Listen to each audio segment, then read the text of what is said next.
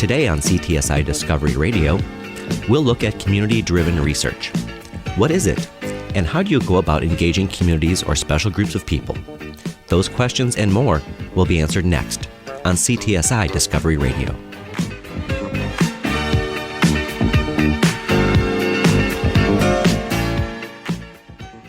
Good day, Southeast Wisconsin. I'm David Todd, your host for the next half an hour of CTSI Discovery Radio. On today's show, we'll be discussing research at the community level and how and when to take the lead from the people who you serve. But first, let me tell you about the Clinical and Translational Science Institute of Southeast Wisconsin. CTSI is a unique 8-member consortium, including Children's Hospital of Wisconsin, Froedtert Hospital, Blood Center of Wisconsin, and the Clement J. Zablocki VA Medical Center, as well as the Medical College of Wisconsin, Milwaukee School of Engineering, Marquette University, and the University of Wisconsin at Milwaukee. All 8 institutions work together to accelerate the discovery and development of new treatments and interventions that will improve our community's health. We went to the University of Wisconsin-Milwaukee to sit down with Dr. Rachel Schiffman, Associate Vice Provost for Research at UWM, and a member of the CTSI Executive Leadership Team. Dr. Schiffman, both the White House and the Carnegie Foundation for the Advancement of Teaching have honored UWM for the engaged community work that you do with more than 300 nonprofits. CTSI is just one of them. But how can CTSI support or further the work of UWM and its partners? Well, UWM has indeed fostered and continues to foster a wide range of engagement with our community, both for student learning as well as for research. I do think the goal of the CTSI to improve the health of the citizens of Southeast Wisconsin is highly consistent with many of the research projects that we have at UWM in which the community is very engaged. And the Carnegie Award recognizes not only the excellence in academics, but it also recognizes preparing students for life and to be future leaders.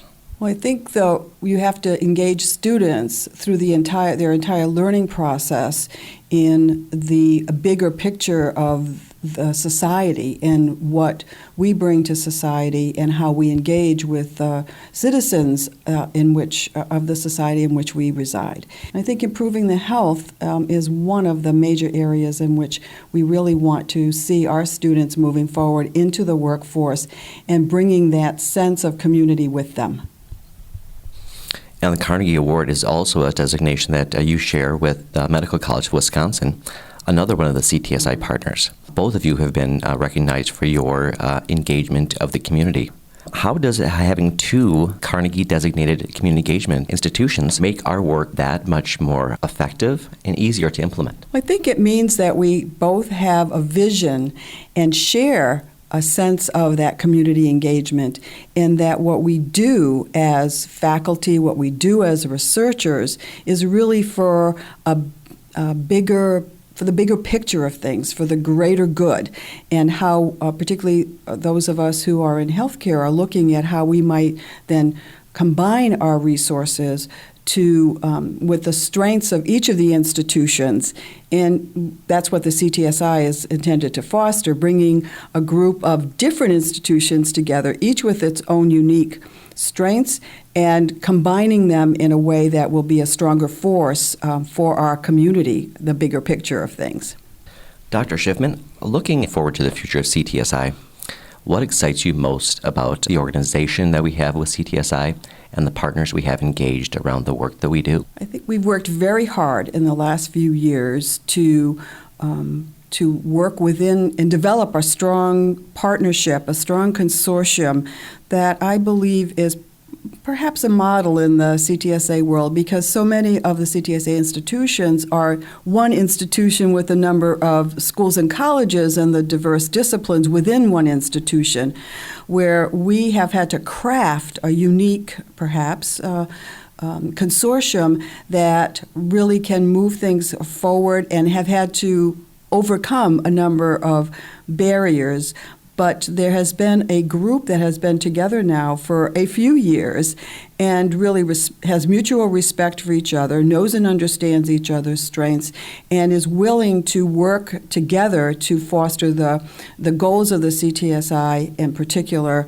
and how that benefits both our individual institutions and our faculty and our researchers, as well as the bigger CTSI component. And of course, at the end, the larger community. And at the end, the larger community, exactly. Dr. Shipman, thank you so much for your time today and for sitting down with us. And congratulations again on the awards from the White House and the Carnegie Foundation. Well, thank you very much. And Dr. Schiffman is right when she says that together we are stronger than any one of us is alone. When we come back, we'll talk with Dr. Saeed Ahmed, Senior Associate Dean for Community Engagement and a Principal Investigator for the CTSI grant. We'll be right back. There's nowhere in the world that I would rather be than with you, my love. And there's nothing in the world that I would rather see than your smile, my love. For united we stand, divided we fall.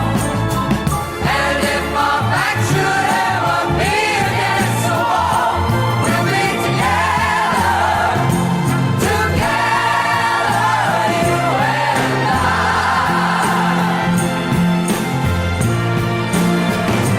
For united we stand, divided we fall. And if our back should ever be against the wall, we'll be together, you and I.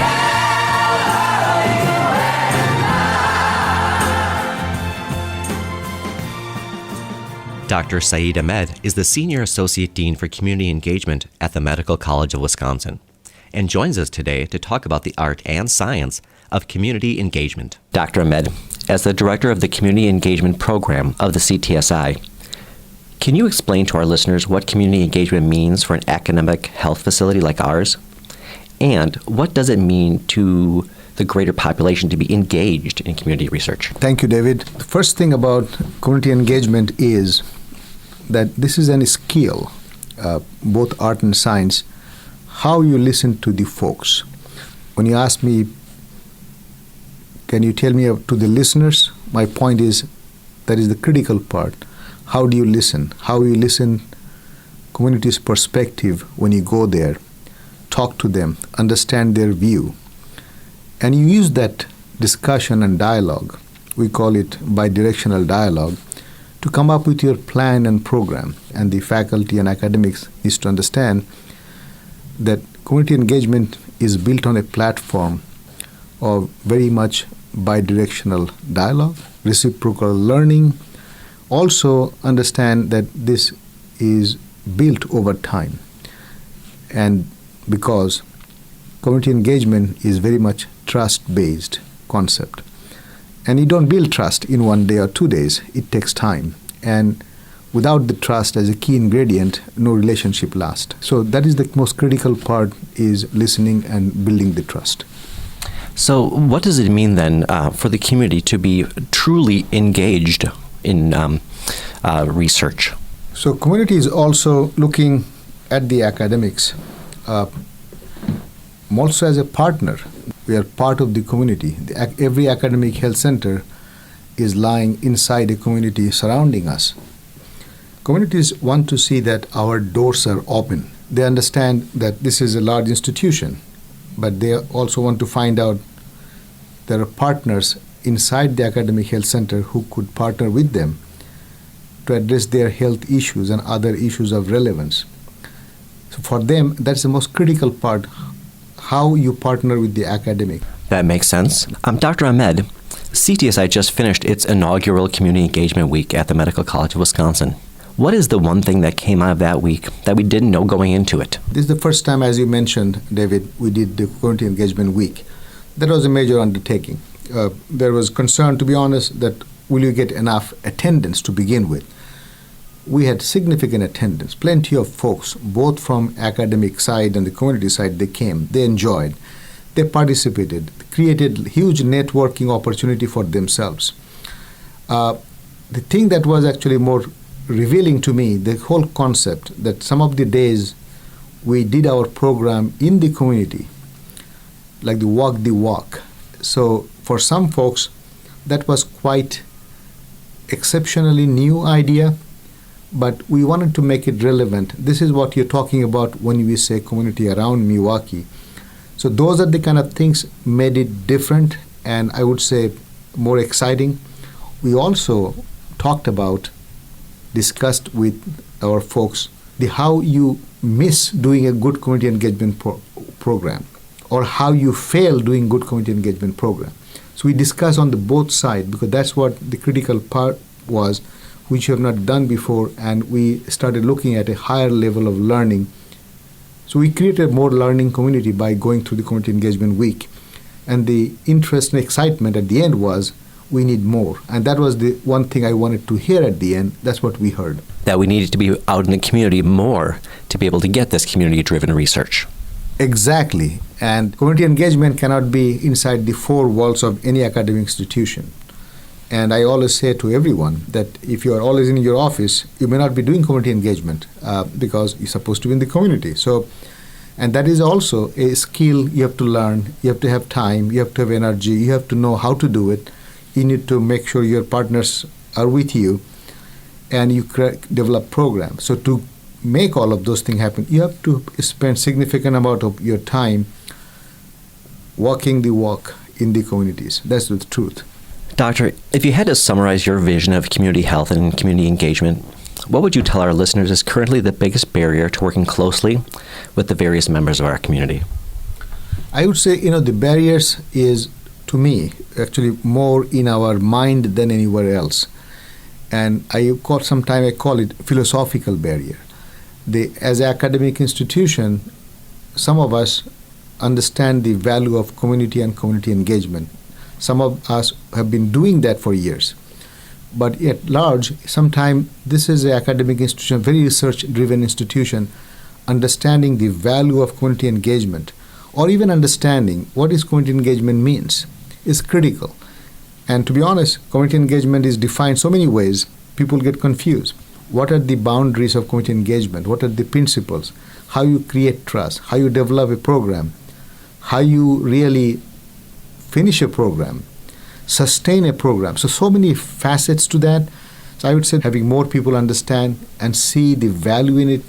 This is part of our social responsibility, the way we do it and see it. But people has to get the mindset to be there. From community side, if you think there's barriers, I would say, and that's what I hear when I go out, is they have some challenges finding folks to partner with. There are not enough folks to go around. And there are hundreds of partners we have, but there are more hundreds they could have partnered. Do we have enough academics to do that? No. But we are training and moving it forward. So that is a big barrier. And I would say more we have people know how to do community engagement program would really make a difference. But also I want to finish in a positive note that we are doing something right also here. And that was shown by receiving the Carnegie classification for community engagement in 2015. This is a major national, recognition of community engagement. There's nothing higher level of recognition that exists nationally for community engagement. We received that in 2015. And we are only one of the 4 medical schools ever to receive it. So what I'm at the same time saying that, yes, we do not have enough, but I would say we have done in last 10, 15 years a significant amount of work in the medical college to put us on the map. So we really are becoming leaders in community-driven research and community engagement. You're absolutely correct, David. We are exactly there. We are very nationally known, internationally known too for the research we also do.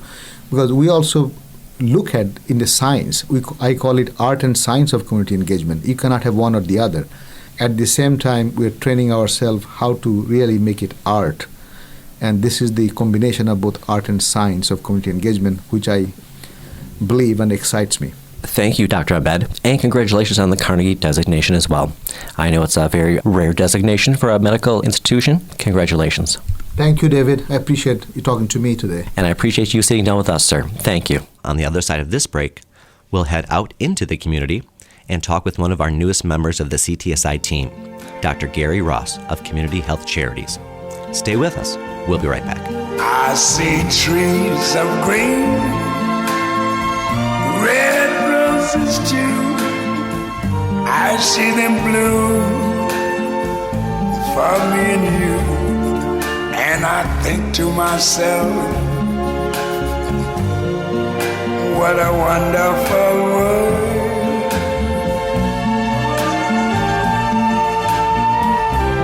I see skies of blue and clouds of white, the bright blessed day, the dark sacred night. And I think to myself, what a wonderful world. Yes, I think to myself, what a wonderful world.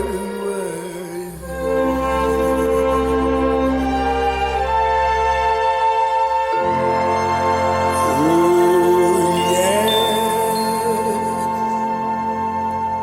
yeah. And as Dr. Ahmed said earlier, there are hundreds of nonprofits that are looking for a good partner, and they have an excellent one in Dr. Gary Ross, the Market Executive for Wisconsin for Community Health Charities. Good afternoon, Dr. Ross. Dr. Ross, you have extensive experience in business and in finance. What made you passionate about the work that you do? I couldn't tell you, there was no one spot. One of the things that had always been something about me is that I noticed how lonely people were that were subjected to certain disabilities, physical, mental, whatever. They always seemed to be outliers or outcasts. Just because of the way I was brought up and whatever, I always kind of felt a little bit lonely. So I was fortunate enough that I didn't have those hurdles to jump over, and I always tried to help. I never felt like I was helping in the way that I should. So I think that was part of the passion to say, when I get to a point that I want to be able to help those people in some way, shape, or form. The other thing probably was because my grandfather was a very inspirational man, and to me, he was a farmer, but he was kind of like my pseudo-dad at certain points of my life. And Grandpa always did these things very quietly, never really wanted the praise, didn't need the applause of the crowds. And I think I learned that working to make people's lives better is really why we're here. Yeah, it's nice to make money, but a phrase that I use all the time and people kind of go, oh, I really like that, is I derive so much psychic income from what I do. I can walk away from a day that I have spent working for the causes, the missions of our members, and I'm a whole lot higher than I am than if I'd hit the jackpot in Las Vegas. It's just who I am. That's excellent, Doctor. Your passion has led you to grace, and that's excellent. Tell me about Community Health Charities. Who do you serve? Tell me about the organization. Community Health Charities is a federation. We have been chosen to be the sole agent by, it varies, but about 70 well-known and not so well-known medical health charities in the state of Wisconsin. We represent them in employee giving payroll deduction programs across the state.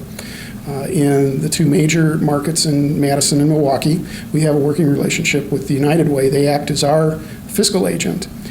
We do not get United Way money, but we work very closely with them, and they allow us into the hundreds and hundreds of campaigns that they are in on the private side, just on the private side. In Milwaukee, it's about 2,000 companies. In Milwaukee, in Madison, it's about 1,000. And we're able to present our charities as a choice to employees. One of the neat things about it is that it allows our charities to do what they do individually and not have to worry about this. This is, as you can imagine, a kind of a labor-intensive, very inefficient for them to do, but because we've been doing it for almost 50 years, we've got it down pretty well. We work for the employees because it allows them to contribute to organizations that may be important to them and not have to do it all in one big hunk. They can contribute a couple of bucks a week, and that's a real nice gift to our members. And it's really a valuable service for them.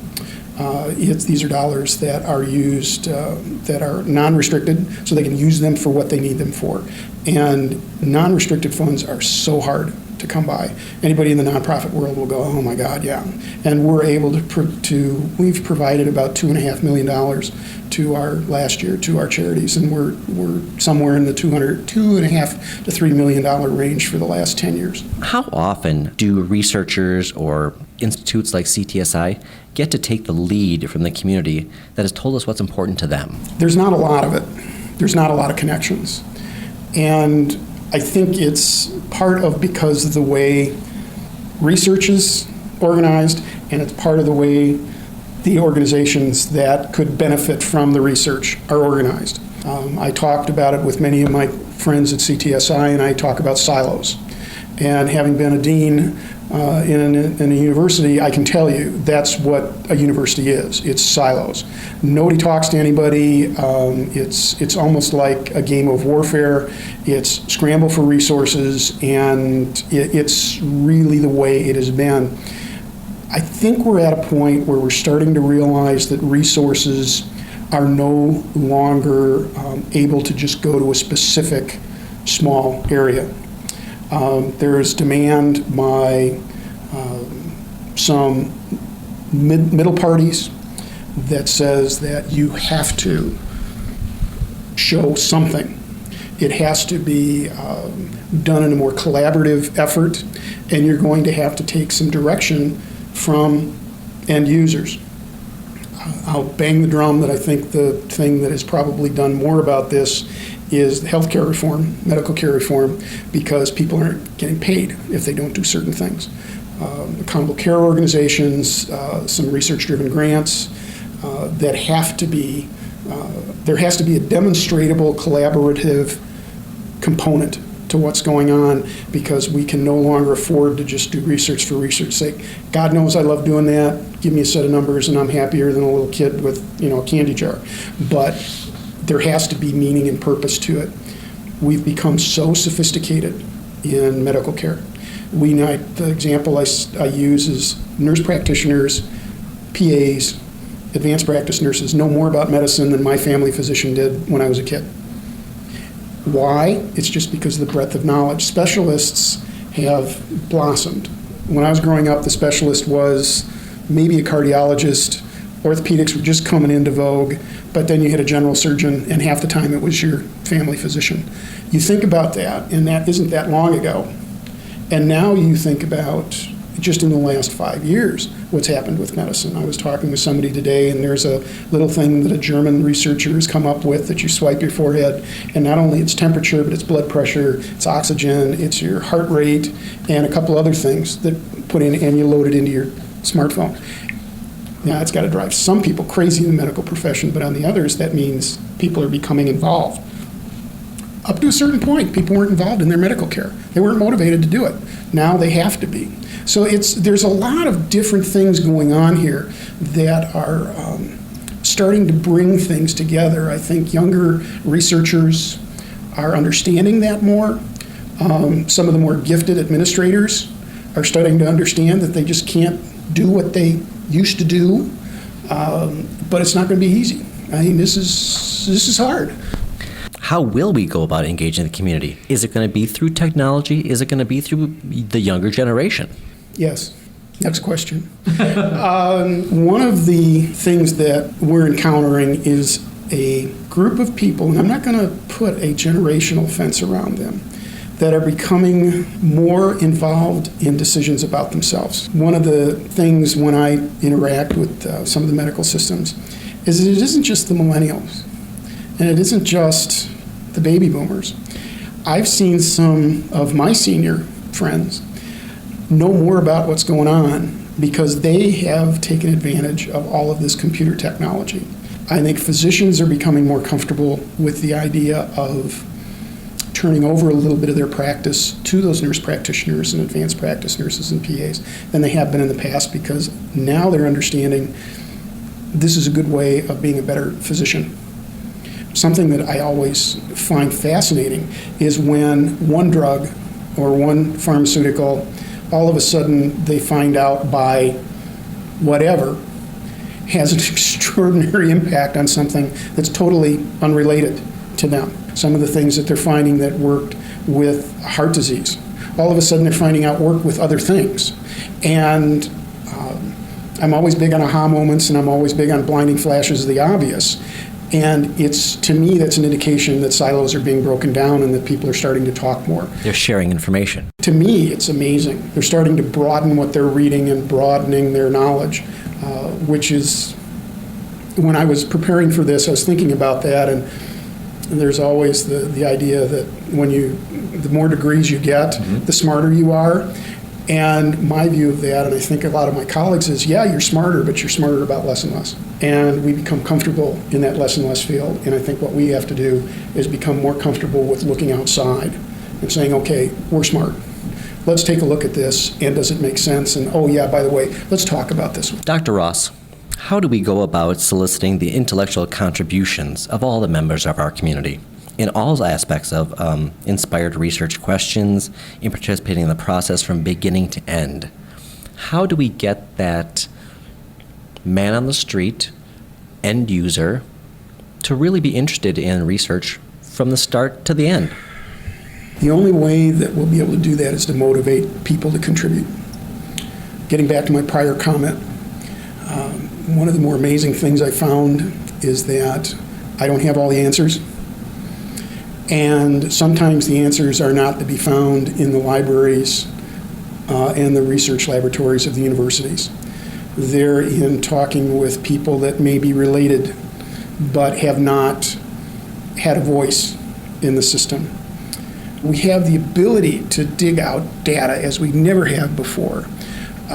Wouldn't it be neat if somebody who's working at United Healthcare down in the bowels of their computer center notices something?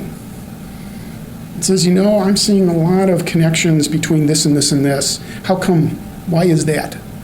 And has the ability to raise their hand and say, hey, I don't know if maybe I found something. I have no idea what it is, but there's something there. And the biggest resource, frankly, is these centralized databases. And I know one of the things that CTSI is doing is tapping together. So they're going to be getting information that they may not have seen before. There has to be something to motivate people to do more than just get together at a conference in New York once a year and listen to papers.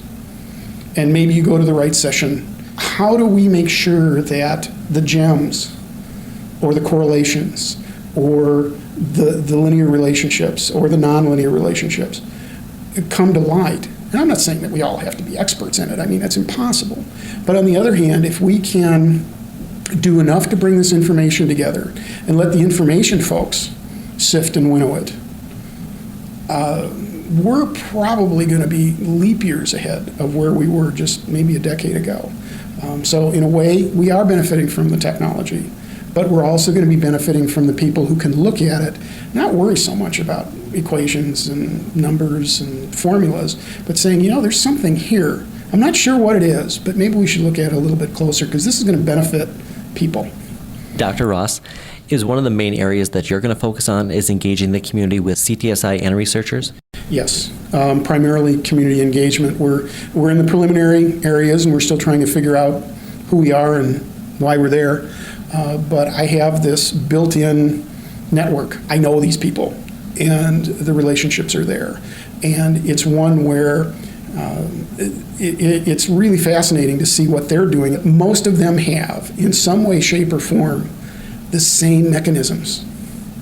They've got a research component. They have a programmatic component. They're very good at connecting to people who connect with them.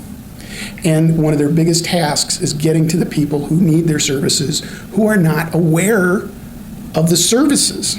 So what I see my role and my other colleagues is that we have to go out and preach the good story, that there are resources here that are available for you, and we want to interact with you, but making sure that people understand that we want to combine the efforts rather than just continue to run a cavalry charge where horses are going in different directions, and that's all fine. We're all, equifinality says we're all going to get to the same end at some point, but what I would like to do is get to that point a little quicker. And it's surprising that when people know there's resources there, or people to even talk to, or just to sit down and get some ideas, it's a pretty exciting thing to do. And that if I can just do a little bit, that would be, that'd be way beyond anything that I could expect. Thank you, Dr. Ross, for your time. Excellent information, and I really appreciate it. You're more than welcome. Thank you. Are you looking for even more information about research and your health? Just log on to ctsi.mcw.edu. There, you'll find more than a dozen programs on research and the community, ranging from topics on type 2 diabetes to managing sickle cell disease, heart disease, and more.